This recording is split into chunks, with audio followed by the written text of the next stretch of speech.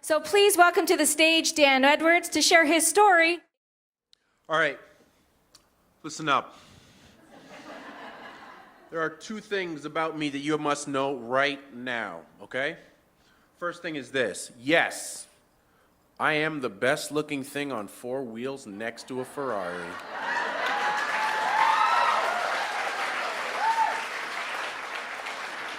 Okay, but being real, I'm in a wheelchair, okay? That's the first thing you gotta know. All right, second thing is that when I came up here, I was wearing a damn good-looking smile.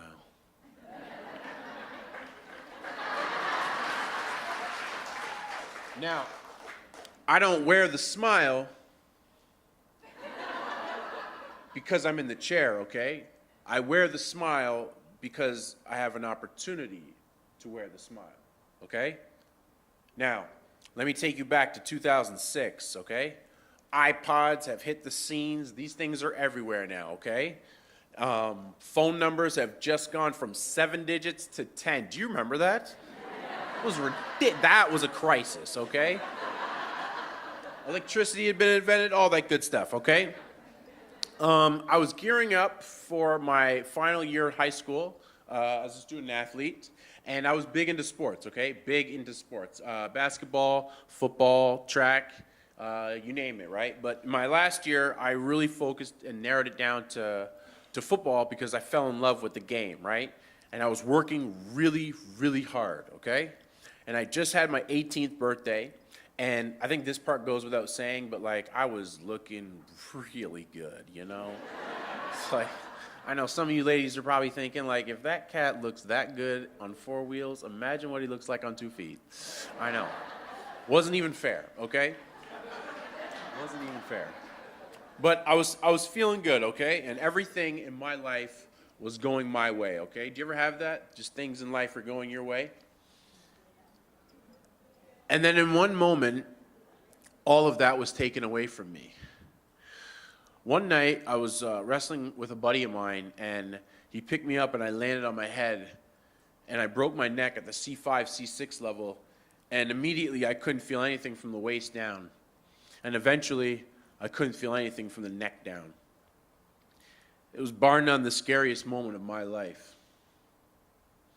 Now, in the midst of doctors and surgery and therapy and being told that I'll probably never ever walk again, there was a question that I was frequently asked, and as a matter of fact, I still get asked that question today. And the question is this, is that, Dan, how do you remain so positive after everything you've been through?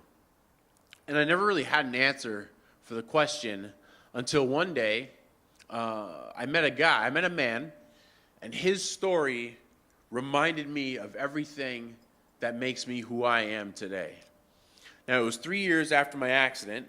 I was back at Parkwood Hospital. Shout out to the nurses at Parkwood.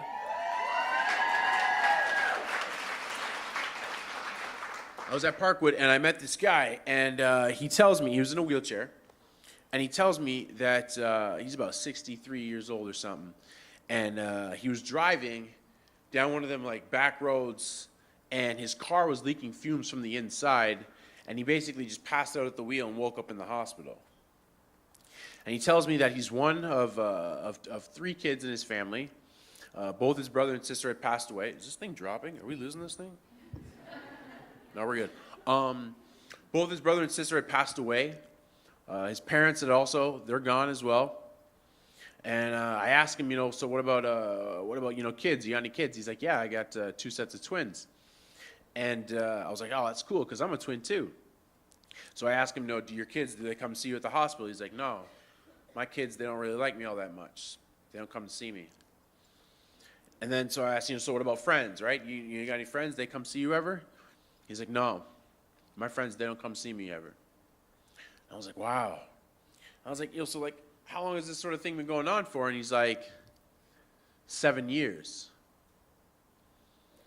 And honestly, I didn't even know what to say when he said that, and none of us say anything for a minute, and then after that, he comes out and says, shit happens, but I'll be all right. I was like, wow, what? Really? That's all you got to say? And I was so shocked and enlightened because I have all of those things. I have a family that loves me. And I have a family, and they challenge me every day. Now, how do they do that? Well, it's simple. They drive me crazy. Like my family, they drive me up the wall. And when I say that, that's not a metaphor or a figure of speech. There are tire marks in my house that literally go up the wall. And, you know, 2 brothers and 2 sisters, and a mother that never quits. My mom is the greatest human being on this planet. She's sitting right over there.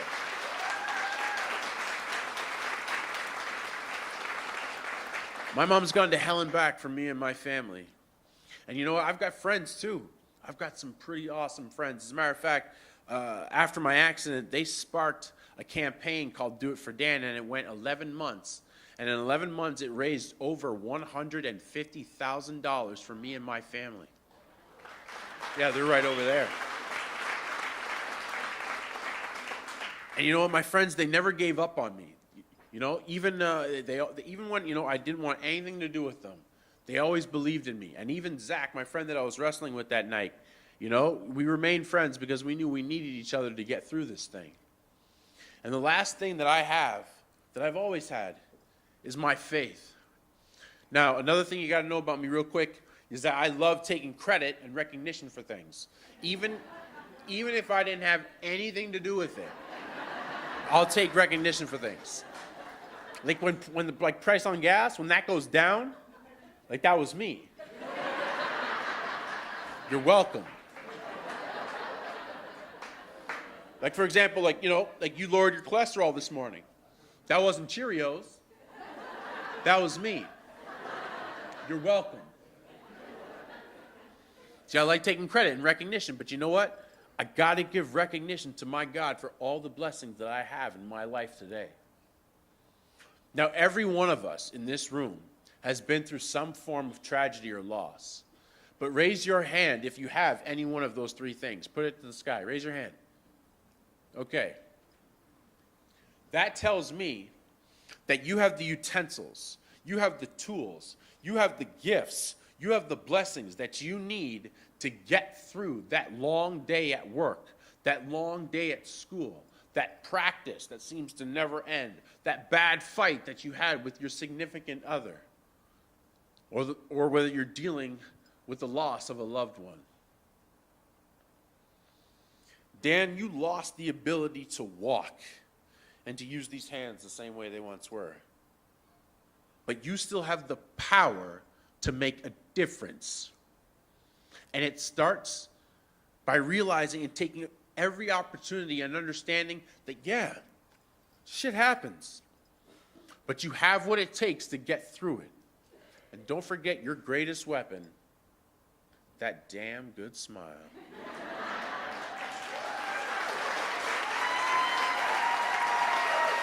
My name is Dan Edwards, guys, and thank you. Doubt in my mind, I'm in the wrong. I'm a believer, I couldn't leave her if I tried. I thought love was more or less a given thing. That's right. Let him take his due. Less I got. What's the use in trying? And all you get is pain.